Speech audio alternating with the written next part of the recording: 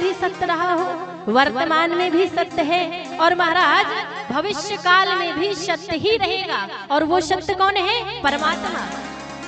परमात्मा पहले भी सत्य था, अभी भी, और महाराज अंत में भी सत्य बचेगा। तो जो तीनों कालों में रहे और सत्य रहे, सही रहे, अर्थात सत्य का मतलब परमात्मा। अच्छा, सत्य घन चित घन आनंद। अब घन का मतलब क्या कहते हैं? घन का मतलब होता है घनीभूत, और घन का मतलब एक होता है ठोस। घन का मतलब क्या होता है? ठोस। जो हम बात करेंगे, वो आप लोग बात करेंगे, वो भी नहीं है। लेकिन एक बार यदि परम ब्रह्म परमात्मा को देख लो, वो ठोस है, क्योंकि वो पहले भी सत्य था, अभी भी सत्य है और अंत में भी सत्य बचेगा।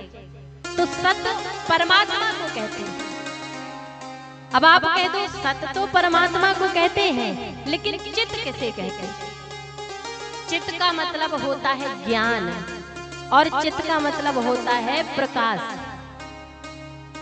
अब प्रकाश किसे कहते हैं भैया?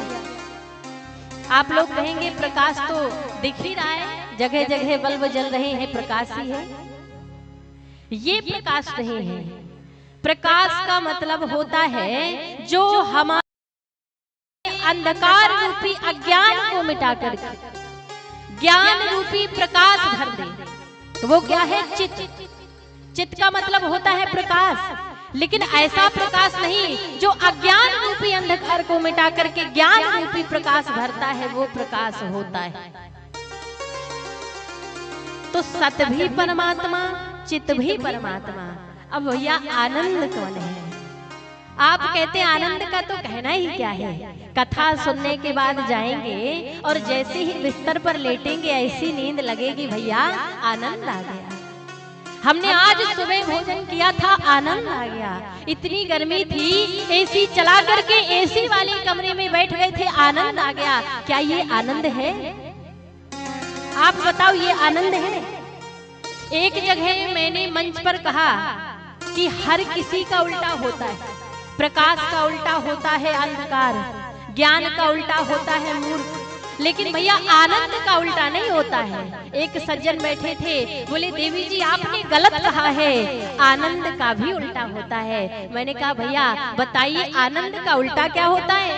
बोले आनंद का उल्टा होता है निरानंद।